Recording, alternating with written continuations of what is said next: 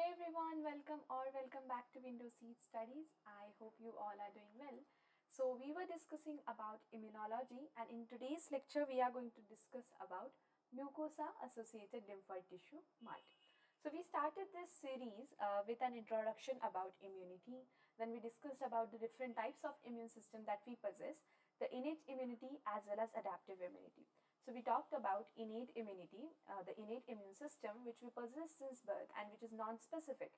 And we also discussed about adaptive immunity, which is the type of immunity which we develop over the time due to the experiences, due to the exposure to the different pathogens over the time, right? So both of those immune systems, they have the cellular part as well as the humoral part. So I just kind of gave you an idea about the cellular as well as humoral parts of those immune systems, and then we discussed about hematopoiesis, the process of generation of blood from the hematopoietic stem cells. So hematopoietic stem cells, they differentiate and they form the progenitor cells, which are the precursors for the mature blood cells. So blood cells such as erythrocytes, such as platelets, such as WBCs, means leukocytes, all of them, they are originated from hematopoietic stem cells in the bone marrow. So in the bone marrow, they, those hematopoietic stem cells, they are very rare and they have enormous proliferative capacity. So these hematopoietic stem cells, they form the progenitor cells, and those progenitor cells, they are going to mature into different blood cells in the peripheral tissue. So we discussed about how the cells belonging to myeloid lineage, which originates from hematopoietic stem cell again, they, as well as natural killer cells, they belong to innate immunity.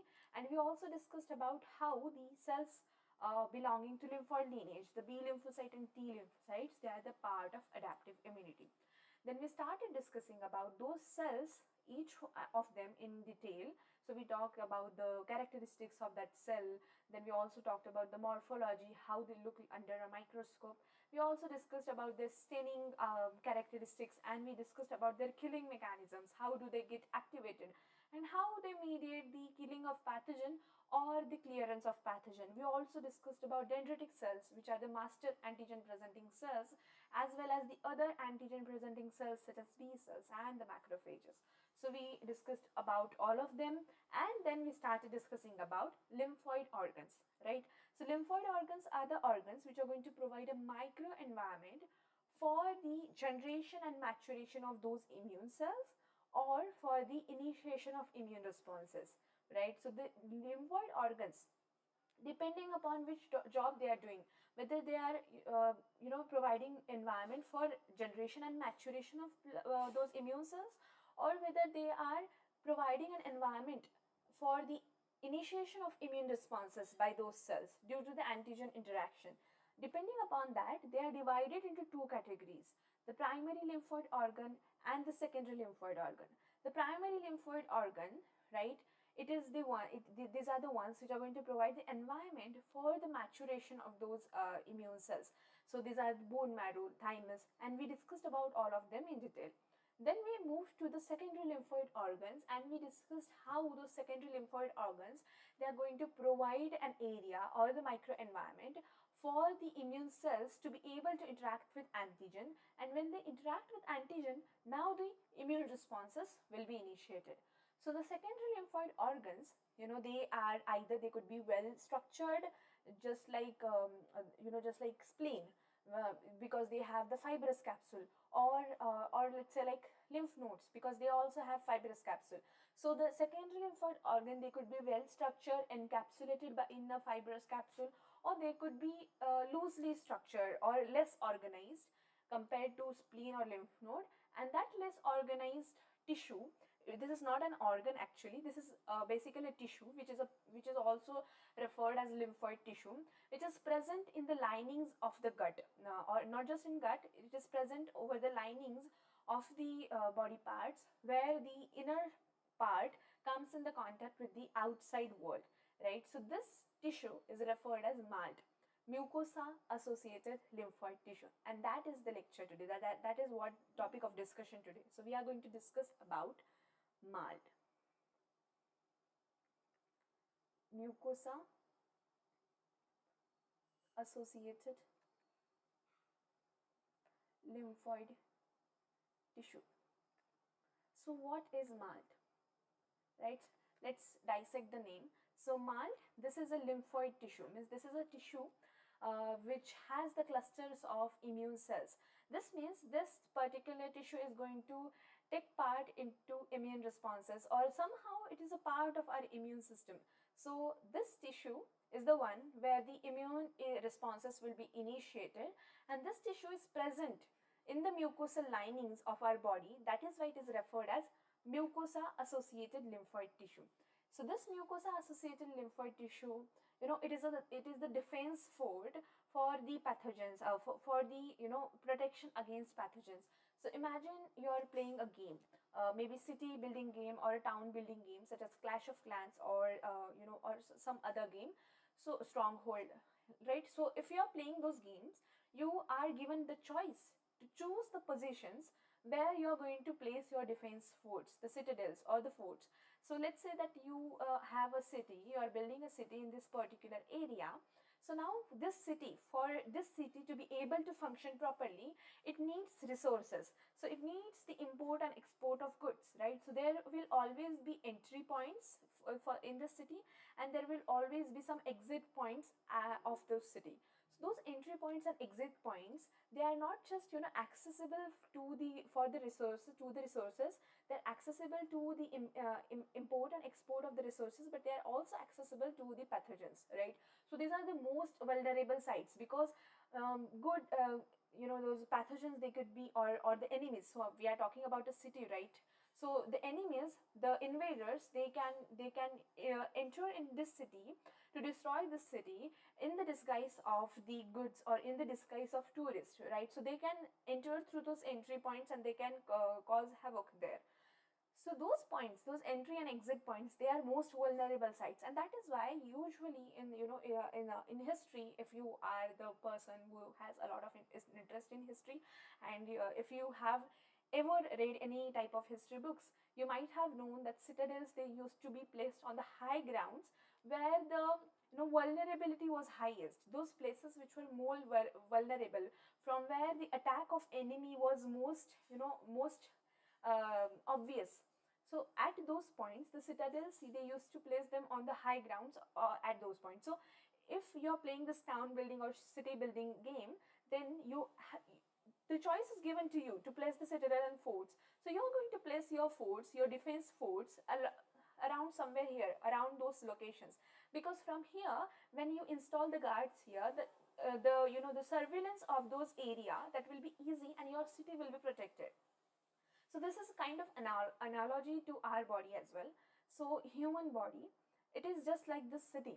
Okay, so our internal environment is being separated from the outside world with the help of the barrier skin, right? So skin is guarding our inner world from the outer world. So this barrier needs some guards, it needs some defense forts, and those defense forts which are present over the lining of the body, where the inner parts of the inner side of the body comes in direct contact with the outside world. That lining, that part is known as mucosa lining, and in this mucosa lining, the lymphoid tissue is situated, and it is referred as MALT. Okay, so these are the most vulnerable sites. So the most vulnerable sites, such as digestive tract, because when you are eating the food, which is also a foreign substance, it is going to enter inside your gut, and your gut lining is in direct contact with the outside substances. Now the food can be contaminated, it could have some bacteria. Some of them will be killed in the hydrochloric acid inside your stomach, but few of them, they might have chance to surpass that biological or the chemical barrier, and they are going to go into the gut lining. So the gut lining is the part where the outside world is coming into direct contact with the inside world. So our gut, which is the inner part of our body, it is in direct contact with the pathogens now. Then again, nasal cavity, or your oral cavity, or let's say urogenital tract. So all of those cavities, all of those points, all of those tracts are the ones which has highest vulnerability. They are most vulnerable to the pathogen attack, and that is why we need to guard them, and hence we guard them with a very powerful tissue known as MALT. So MALT is really powerful compared to other, because number of activated plasma cells that you can find in the MALT tissue, in the mucosa associated lymphoid tissue, that number is quite higher compared to what the number of plasma cells combined is there in the spleen, lymph node, or even in the bone marrow, right? Because from the bone marrow they arise. So plasma cells from the bone marrow, from spleen, and from your lymph nodes, all of them combined will be less compared to whatever activated plasma cells are found in the MALT, and that is why MALT is very powerful. So in this tissue there are, when the B cells they get activated, they form plasma cells. Those plasma cells are going to secrete the antibodies, okay, the IgA antibodies, which will be found in the mucosal secretions such as tears or the mucus. I'll come to this point in a while. First, so now we just discussed what is MALT, what is this tissue. So this tissue is the, you can say it is the collection, okay, let me just write the definition for this MALT. So this is the collection of immune clusters or immune tissue. It is the collection of immune tissue found inside the body where it comes in contact with outside world,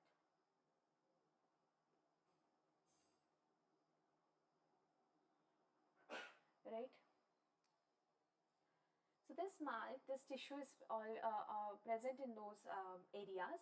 So depending upon the location of this tissue, because there are multiple cavities in our body, there are multiple sites, multiple vulnerable sites where you need to place your defense force. So depending upon this, the location of that, that MALT, that tissue, this lymphoid tissue, depending upon the location, it is different. It is categorized into different types. So the type which is associated with gut is known as gut associated lymphoid tissue. Then there is lymphoid tissue which is also associated in the nasal cavity, because it is also giving a free pass to the pathogens, for the entry of pathogens. So this nasal cavity associated lymphoid tissue is known as NALT, nasal associated lymphoid tissue. Then there is a need of a lymphoid tissue for lower respiratory tract, okay, so to protect your lungs. So it is associated with the mucosal lining of bronchus, so it is known as bronchus associated lymphoid tissue.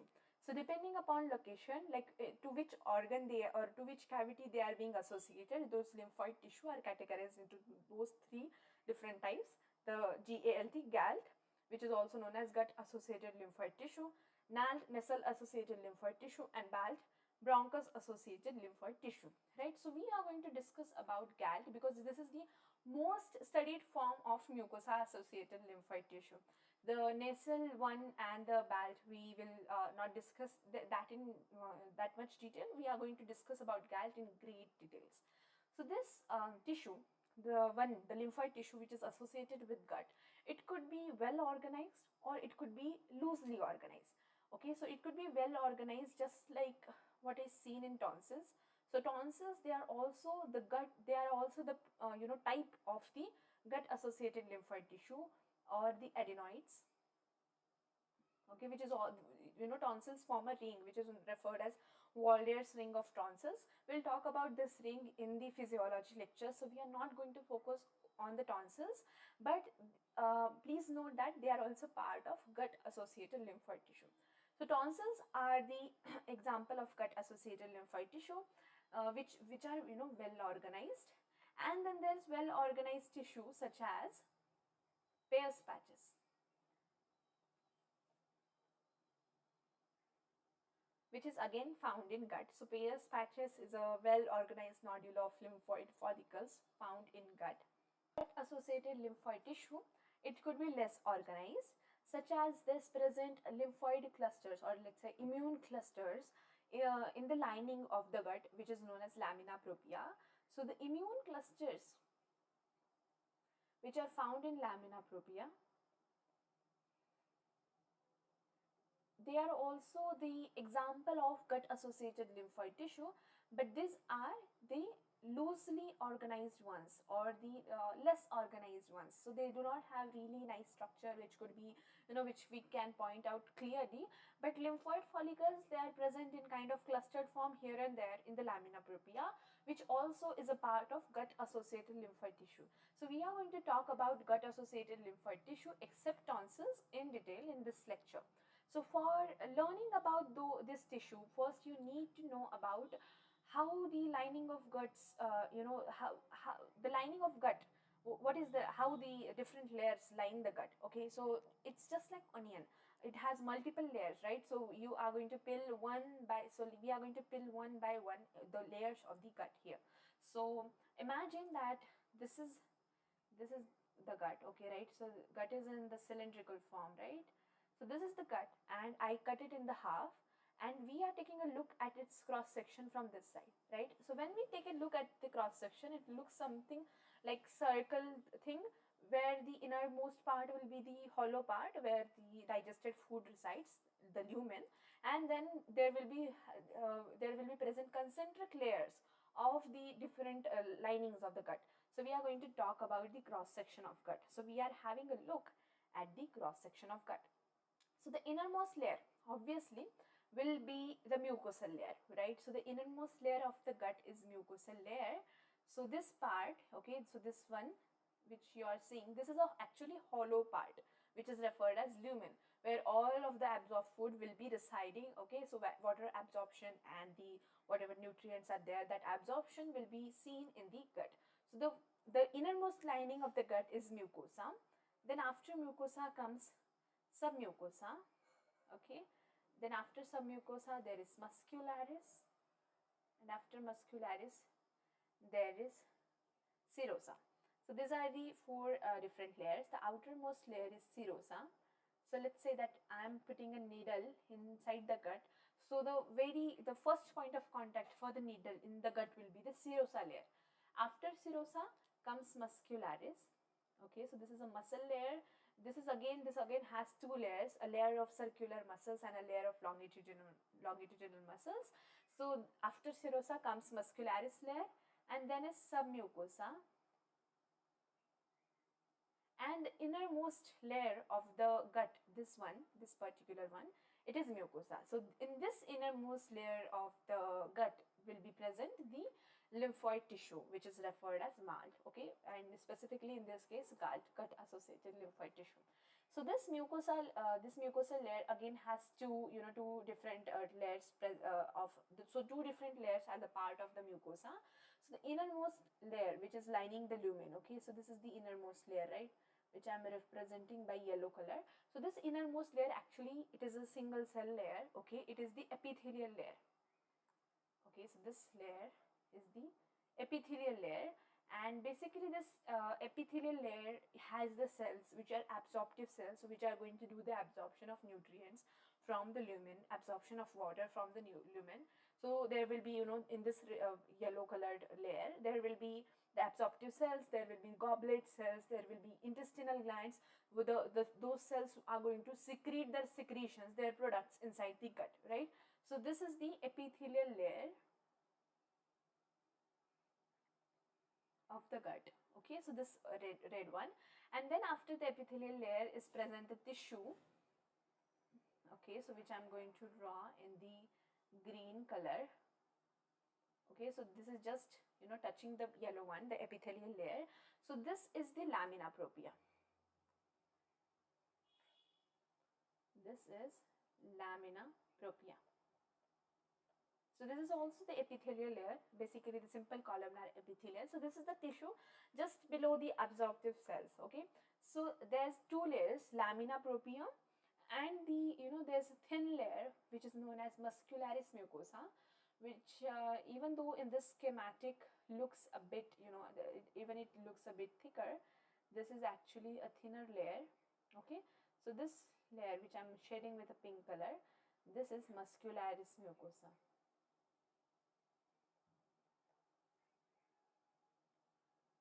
Okay, so those two layers, lamina propria and muscularis mucosa, both of them, they together form mucosal lining. Okay, so this is how the gut, the cross section of gut will look like. So the outermost layer is serosa, then comes muscularis, then comes submucosa, then will come muscularis mucosa, the lamina propria, and the innermost layer will be of the adsorptive cells. So I hope this cross section is clear to you all, and now I can tell you the locations of this mucosa associated lymphoid tissue. So it will be located, I already told you, in both lamina propria but in a less organized manner, as well as it will be present in the mucosa lining, but sometimes the mucosal lining, the muscularis mucosa, it extends in somewhat in the submucosa. So there will be a more organized form present in the gut called Peyer's patches in the submucosa. So the less organized one, the mucosal, the less organized form of mucosa associated lymphoid tissue, which is present in the clusters of the cells, clusters of immune cells in the lamina propria, that I am going to draw with the color violet. So this particular clusters, just a second, okay, so those particular clusters, these are the loosely organized immune clusters of lamina propria. So these are going to have the immune cells in the lamina propria, okay. Then there are well organized structures known as Peyer's patches in the submucosa as well as in the in the mucosal lining. Okay, so the mucosa it extends into submucosa, okay, at a somewhat degree, and at that point of time, at that point of location, is present the nodules which are referred as Peyer's patches. So this violet colors, these are Peyer's patches. Okay, so Peyer's patches, these are the these are well organized structures of the lymphoid, which consist of 30 to 40 lymphoid follicles.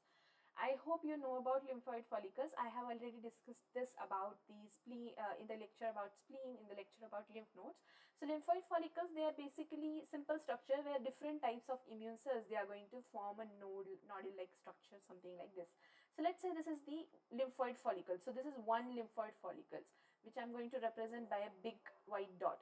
So such 30 to 40 lymphoid follicles, they come together to form a nodule, okay, which is referred as Peyer's patches. So Peyer's patches, these are the nodules of 30 to 40 well organized lymphoid follicles. So lymphoid follicles, they are present in the nodules in somewhat in a manner somewhat like this in the submucosa, and they are referred as Peyer's patches. So these are the nodules, the well organized nodules of almost 30 to 40 lymphoid follicles, right? So these are the gut associated lymphoid tissue located in the gut. So we took a look at the cross section of gut, right? So let's zoom into this part a bit so that how MALT is associated there and how it is going to interact with antigen and how that is going to result into initiation of response, that will be clear to you all. So we are going to zoom into this section. So listen to the story of antigen, okay, and imagine how antigen is going to face different struggles when it is entering in our body. And here in this particular case, we are talking about the antigen which has, which is present in the gut. Maybe it may be coming with the food which was contaminated. Okay, so the antigen is present in the lumen of the gut. So we are talking about that, and we are going to zoom this particular part. So let me draw the schematic for you here. So you might already know that the lining of the lumen, it is lined with the special structures which are going to increase the surface area of the lumen, referred as villi.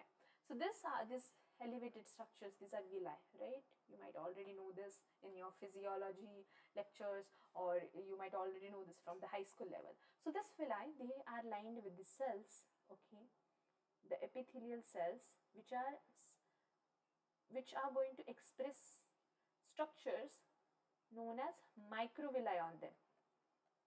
Okay, so this villi will also have microvilli over them. So this microvilli also increases the surface area, and they are doing the job of increasing the absorption.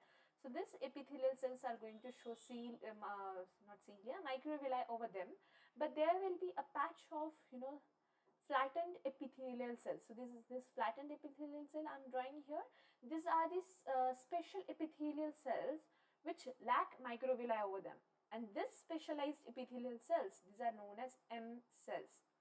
Okay, so M cells, these are specialized epithelial cells which lack microvilli. Okay, and they are going to do a very important job of antigen sampling and antigen presentation to the immune cells which are present in the lining of the gut. Okay, so this is the the epithelial layer or the layer of adsorptive cells which is going to have microvilli over them, but there will be present the specialized epithelial cells referred as M cells over there as well. Okay, so just below this, just below this particular layer, there will be tissue known as lamina propria. So there will be the innermost lining of the gut, which is referred as lamina propria. Then there will be a thinner layer known as, just a second, known as muscularis mucosa. So this is muscularis mucosa. Both of them, they are the part of mucosal lining. Okay, and then comes the submucosa.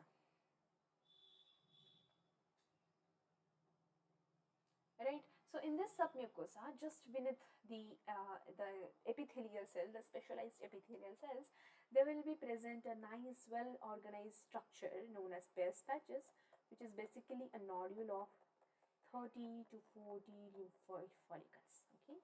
So this is present just beneath the M cells. I'll come to the importance of this location in a while. So when if you have ever have a look at the histology of intestine in your labs, okay, in your college, so you might have seen those Peyer's patches in that particular cross section of the tissue. And whenever you see Peyer's patches in the gut, the patch of epithelial cells present just over it is usually the M cells, because this position is very important, because M cells basically have the very important job of antigen presentation, or not antigen presentation, transport of antigen to the immune cells. I'll come to this point in a while. Let's just have a look at the histology first. Okay, so this is how the layers are arranged in the gut. Okay, I'm not drawing the other layers. So this is lumen, which is going to have the processed food, and this is the lining. Okay, so in this particular lining, there will be the vascular system, right?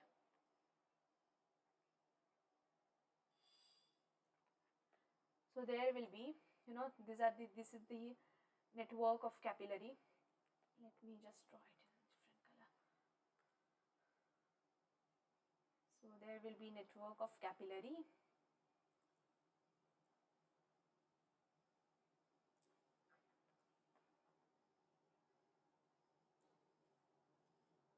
Okay, I just don't know what's happening here. So this network of capillary is found in the villi, because here they are going to do the important job of food absorption.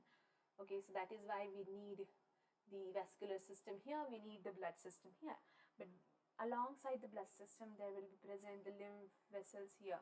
So I am not sure whether I discussed this in the lymphatic vessel lecture or not, but the lymphatic vesicles, the lymph vessels, they are present in the in the gut, because they are going to do the important job of absorption of fatty acids.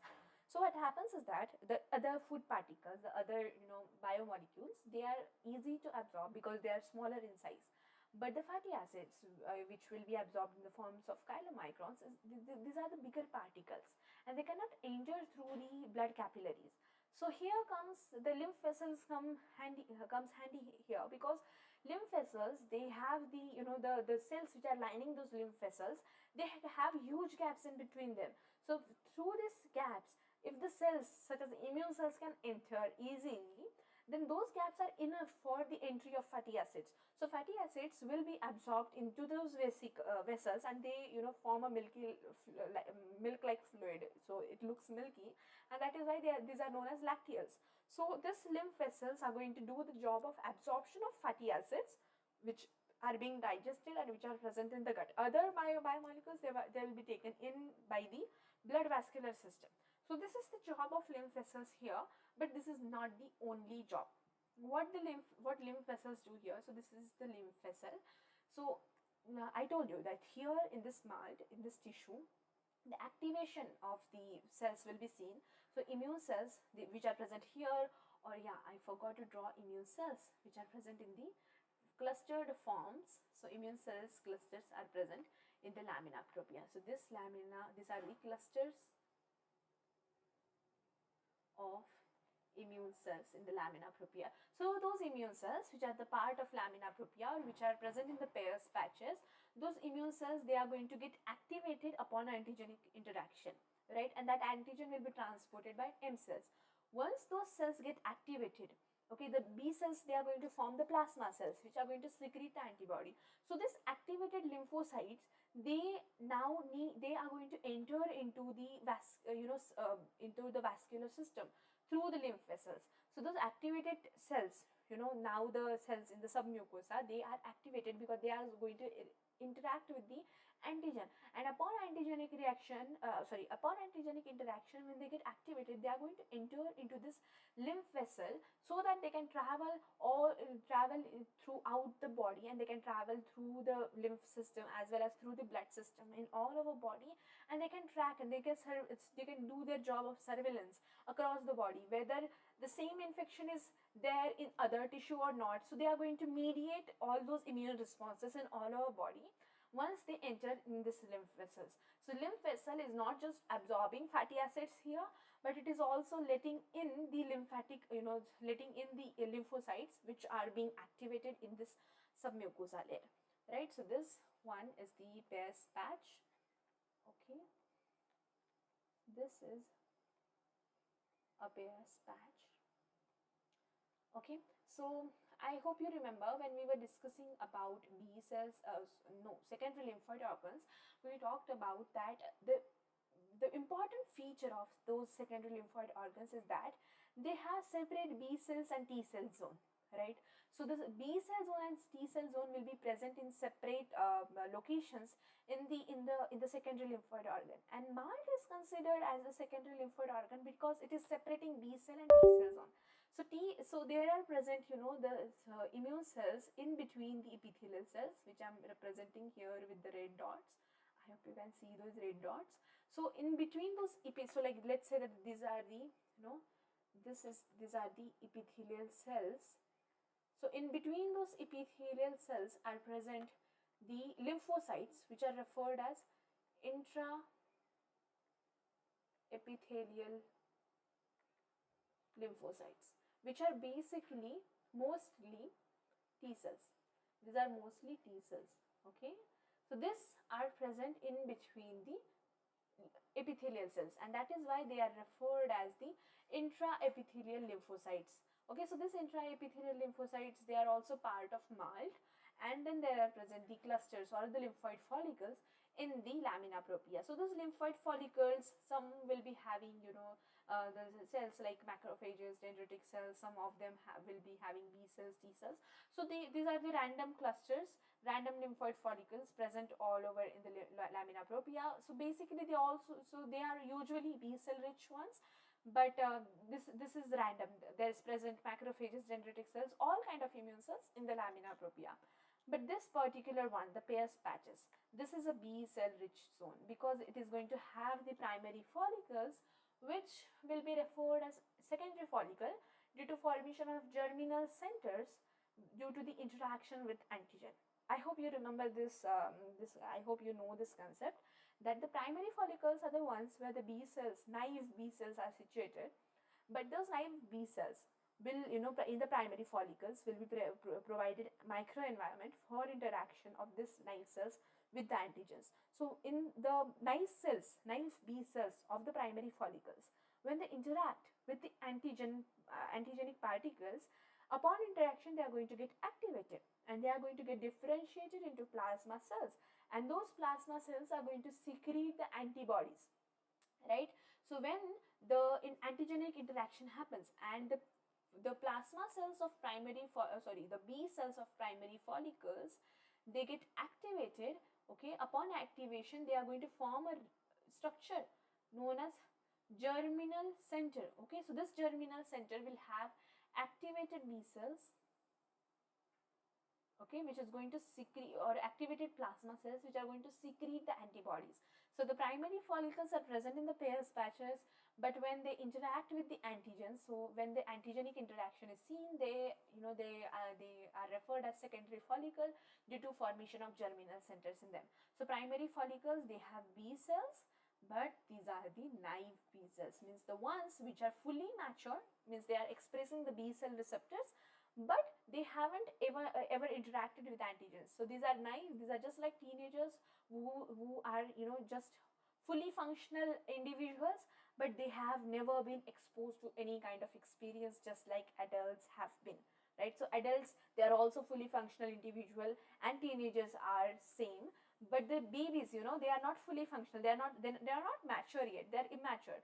But we can say that teenagers and adults, they have fully functional body, okay, well developed body, and a mature body.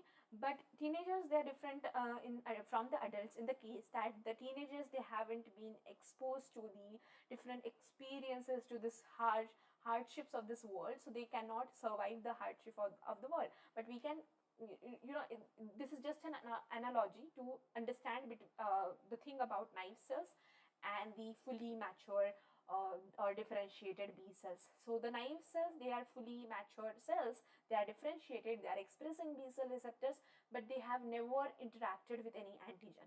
And once the antigenic interaction is done with the B cells, these are now referred as activated B cells. So activated B cells, they are not naive now, they are the ones who has seen antigenic interaction, who has been through the antigenic interaction, whereas naive cells, they have never seen, they have never interacted with antigens, right? So I hope that you know and now know about primary follicles and secondary follicles. So secondary follicles are present, primary follicles are present in the Peyer's patch, and when they interact with antigen, they will be referred as secondary follicles. So I told you that the antigen will be transported by the M cells. So antigen is present in the lumen, right? In the lumen of gut. So now this antigen needs to interact with the immune cells that are present or at those different locations. So what are those locations? First of all, between the epithelial cells, the intraepithelial lymphocytes, the T cells. This is first location of MALT. Then there is lymphoid follicles present in the lamina propria, the random immune clusters, and then there is Peyer's patches. So these are the three locations, 1, 2, 3. So antigen needs to interact with the cells. These are present in the lamina propria or in the Peyer's patches, mostly with the cells of the Peyer's patches, because these are the these are the much more well organized structures compared to the ones which are present in lamina propria. So for antigenic interaction, this antigens needs to be transported to the inner linings of the gut, because antigen, they are basically present here and they cannot cross this barrier, and for activating those immune cells which are present on a different location, which are present inside the tissue, inside the lining, gut lining, we need to transport antigen which was previously present here in the inside the lining, and that job will be done by M cells. So M cells are going to transport the antigen. They are also going to do the job of antigen sampling, and that is why MALT, this mucosa associated lymphoid tissue, is very unique, because it also samples antigen. It just not blocks the antigen, but it also samples them. So M cells are going to transport the antigenic particles, so the antigens which are present here, they will be transported by M cells. So let's take a look at the structure of M cells, because if you know about structure of M cells, it will be clear, it will be quite clear how M cells, they are going to transport those antigen. So these are the M cells. Okay, so these M cells, you can see these are the specialized epithelial cells which are flat and they lack microvilli. Okay, so this flat epithelial cells, these are referred as M cells. But besides that, they have a nice invagination which is referred as pocket. Okay, so these are the pockets. So the invagination of plasma membrane is seen in those epithelial cells, which forms a pocket in them. So basolateral plasma membrane of those cells, basolateral membrane of those cells is going to form this pocket. So inside this pocket are present the immune cells, okay, usually B cells, macrophages, T helper cells and the dendritic cells. So this pink ones, these are the immune cells. So the immune cells which are present in those locations are usually B cells, okay, T helper cells, macrophages and dendritic cells. Did you notice one thing? Okay, B cells, T helper cells, macrophages or dendritic cells, all of them, these are the types of the cells which are going to somehow directly or indirectly are going to activate T cells, cytotoxic T cell or the T helper cell. For example, B cells, macrophages and dendritic cells, all of those they are the antigen presenting cells. So they have the job of antigen presentation to T cells. Whereas T helper cell, they also mediate the responses given, immune responses which are given or which are induced by the cytotoxic T cell. So all of them, they somehow activate the T cells, and that is why they are present here, because the antigen which was present here over the lumen, that needs to be processed here. Okay, if the antigen is a particulate in the particulate form, means it is the whole bacteria or whole particle, or whether it is the in the peptidic form, the antigenic particle, the surface proteins of the bacteria, either of them, they need to be processed and they need to be presented over those cells which are referred as antigen presenting cells, like the little flags, which is going to help into activation of T cells. We will talk about this activation of T cells and their responses in detail in those particular lectures, but right now it is important for you to know about this, because when the antigen is present here inside the lumen, so what will do, this cells, this M cells, they are going to take those antigens inside them by doing the endocytosis. So they will do endocytosis and they will take in the antigenic particles. Okay, so they are going to take in the antigen particles via endocytosis.